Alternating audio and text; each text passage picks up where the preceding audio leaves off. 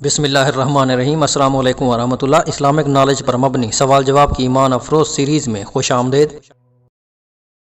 سوال نمبر 1، رسول اکرم صلی اللہ علیہ وآلہ وسلم کے بال مبارک رکھنے کا سنت طریقہ کیا ہے؟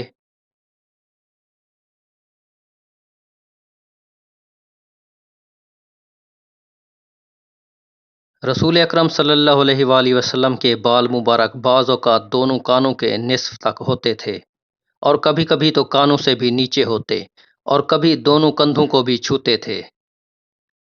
سوال نمبر 2، حضرت آدم علیہ السلام کی نماز جنازہ کس نے پڑھائی؟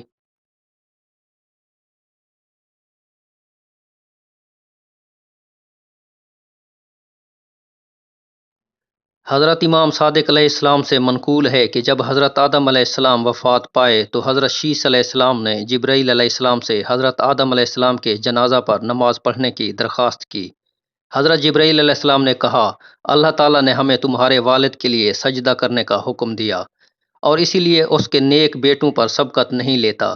آپ علیہ السلام حضرت آدم علیہ السلام کے بہترین بیٹے ہیں۔ اس روایت کے مطابق حضرت آدم علیہ السلام کی نماز جنازہ حضرت شیث علیہ السلام نے پڑھائی۔ سوال نمبر 3، کیا نبی پاک صلی اللہ علیہ وآلہ وسلم نے کبھی نبیذ نوش فرمائی؟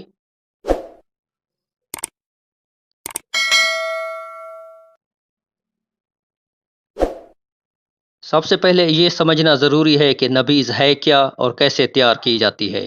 کسی بھی تازہ پھل یا خشک پھل جیسے کشمش یا چھوارے کو پانی میں ڈال دیا جاتا، جب وہ نرم ہو جاتا تو پھر پھل کو ہاتھوں سے مسل کر کسی کپڑے سے اس کا پانی نچوڑ لیا جاتا ہے تاکہ پھل کا پھوگ الگ ہو جائے۔ پھل کے اثرات والا نچڑا ہوا پانی نبیذ کہلاتا ہے۔ یہ ذائقہ دار اور مقوی ہوتا ہے، یہ حلال ہے، لیکن اگر بہت روز تک رکھا جائے تو جھاگ چھوڑ دیتا ہے اور نشہ آور ہے، اب حرام ہو جاتا ہے، اس کا پینا حرام ہے۔ حضرت اماں عائشہ صدیقہ رضی اللہ تعالیٰ فرماتی ہیں کہ میں تھوڑی سی کھجور اور تھوڑی سی کشمش لے لیتی اور اسے پانی میں ڈال دیتی۔ اگر صبح ڈالتی تو آپ صلی اللہ علیہ وآلہ وسلم شام کو نوش فرما لیتے، اگر شام کو ڈالتی تو آپ صلی اللہ علیہ وآلہ وسلم اس کو صبح نوش فرما لیتے، تاخیر نہ فرماتے کہ کہیں اس کے اندر نشہ پیدا نہ ہو جائے۔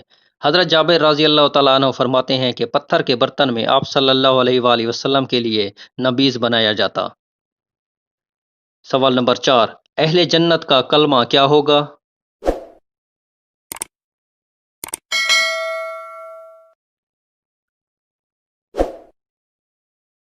حدیث رسول پاک صلی اللہ علیہ وآلہ وسلم کا مفہوم ہے، سبحان اللہ والحمد للہ کہنا جنتیوں کے دل میں اس طرح ڈال دیا جائے گا جیسے سانس۔ سوال نمبر 5، کس شخص کا نکاح کرنا حرام ہے؟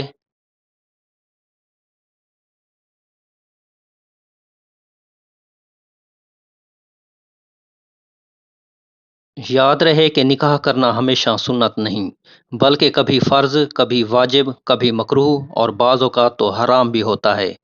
اگر یہ یقین ہو کہ نکاح کرنے کی صورت میں نان و نفقہ یا دیگر ضروری باتوں کو پورا نہ کر سکے گا تو اب نکاح کرنا حرام اور جہنم میں لے جانے والا کام ہے۔